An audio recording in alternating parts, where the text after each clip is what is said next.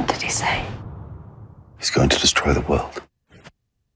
Olá, boa tarde. Cá estamos para mais um programa da Aliança Evangélica Portuguesa. Hoje vamos falar de um tema bem atual, de Noé. A história de Noé, já que recentemente com a estreia do filme com este nome, o aumento, a pesquisa de interessados por saberem mais sobre esta história aumentou na ordem dos 300% em todo o mundo. A história, o relato bíblico que nós encontramos na Bíblia, no Antigo Testamento, logo a partir do capítulo 6 do livro de Gênesis, e hoje vamos nos debruçar então um pouco sobre esta narrativa, ainda que o filme possa ser o ponto de partida para esta nossa conversa, vamos mergulhar diretamente na Bíblia. Para isso está uma vez mais connosco o pastor Carlos Cardoso, vice-presidente da Aliança Evangélica. Boa tarde, pastor. Olá, Sara, muito boa tarde. Obrigada por estar novamente connosco. Prazer é meu. Porquê que, olhando para a história de Noé, tudo começa porque Deus quis destruir o mundo com um dilúvio, não é? Uma grande chuvada. Porquê? Sim, eu penso que é bom entender aqui um aspecto importante, em primeiro lugar, é que a história de Noé é uma narrativa que nos aponta para a redenção. O próprio Noé é uma figura redentora que nos aponta para Jesus Cristo. Portanto, para estabelecer isto aqui. Agora, relativamente à história. A história é um momento que nós vemos e sabemos no filme. Eu não vi o filme, começo por aqui, mas sei que é uma história de ficção baseada nesse texto. Mas o autor cria a ficção, cria a fantasia, não é? Agora, indo à história em si, nós encontramos nas Escrituras que os tempos de Noé, a sociedade de Noé, e é a Bíblia a falar, diz que era muito violenta. Diz que os homens tinham o prazer de praticar o mal. Então Deus, e partindo do princípio daquilo que estávamos a falar, de que Noé é apenas uma figura redentora, Deus quis pegar na personagem de Noé, na pessoa de Noé, e recriar uma nova humanidade, uma nova sociedade, uma sociedade mais justa. E ele diz que aquela sociedade era uma sociedade profundamente violenta, e então vem a destruição da sociedade de então. I have men at my back, and you stand alone and defy me. I'm not alone.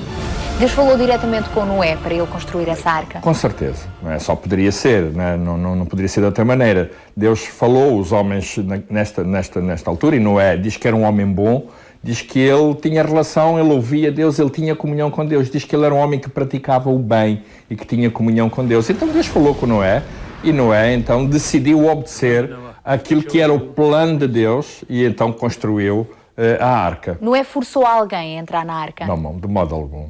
Não é? De modo algum. Nós não encontramos qualquer indício bíblico de que Noé tivesse forçado a arca. A única coisa que aconteceu é que ela era uma sociedade patriarcal, não é? Noé e a sua família, até porque essas eram as ordens dadas por Deus, ele e a sua família, os seus filhos, a sua mulher, as suas noras, entraram na arca.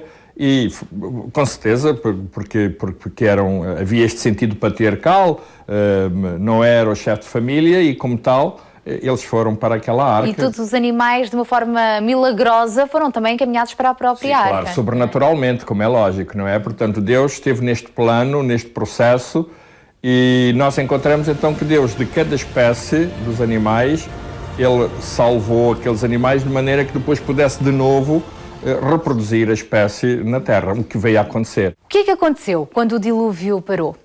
Quando o dilúvio parou, aquilo que aconteceu foi que, de novo, portanto, a família de Noé reconstituiu a sua própria geração e portanto, propagou-se, frutificou, porque essas eram as ordens dadas por Deus, de novo, frutificar e portanto, constituir uma nova sociedade. Além do facto de Deus ter estabelecido o arco-íris, que era o sinal de aliança, que a partir daquele momento Deus nunca iria destruir mais a sociedade, qualquer que ela fosse, por aqueles meios. Desde então, sempre que chove e faz sol, nós podemos ver o arco-íris e assim lembrar-nos também desta promessa, deste compromisso que Deus tem connosco. Mostra também o desejo que Deus tem de dar novas oportunidades ao homem, de se arrepender e de ter uma vida com uma perspectiva para o futuro. Com certeza. Eu vou terminar como comecei.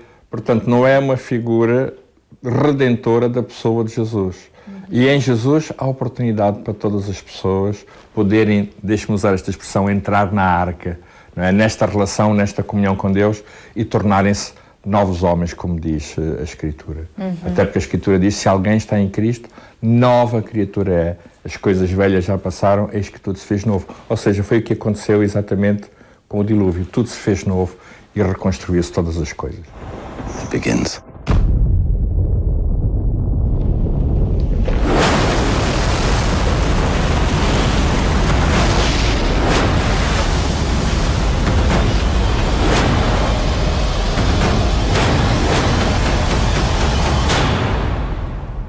Mesmo nestes tempos em que, tal como na altura de Noé, o homem continua de costas voltadas para Deus, com muita injustiça, e nós vemos à nossa volta, é uma altura de olharmos também para esta mensagem que Deus nos deixa. Em absoluto. A mensagem do Evangelho é sempre uma mensagem disponível, é sempre uma mensagem intemporal e que está sempre pronta para a reconciliação de qualquer pessoa. Muito obrigada então ao pastor Carlos Cardoso por ter estado aqui à conversa connosco, hoje olhando para Noé, que aponta também para a figura de Jesus Cristo, o nosso Salvador, que também nos convida a entrar na sua presença na arca. Mesmo no meio de uma sociedade muitas vezes perdida, há uma solução, há uma luz, há alguém que nos ama e que nos dá novas oportunidades. Um Deus de compromisso, e esse Deus é o nosso Criador, que tal como agiu nos tempos de Noé, e era com Noé e com a sua família, porque eles agradavam a Deus, também age para connosco, guardando e protegendo todos aqueles que o procuram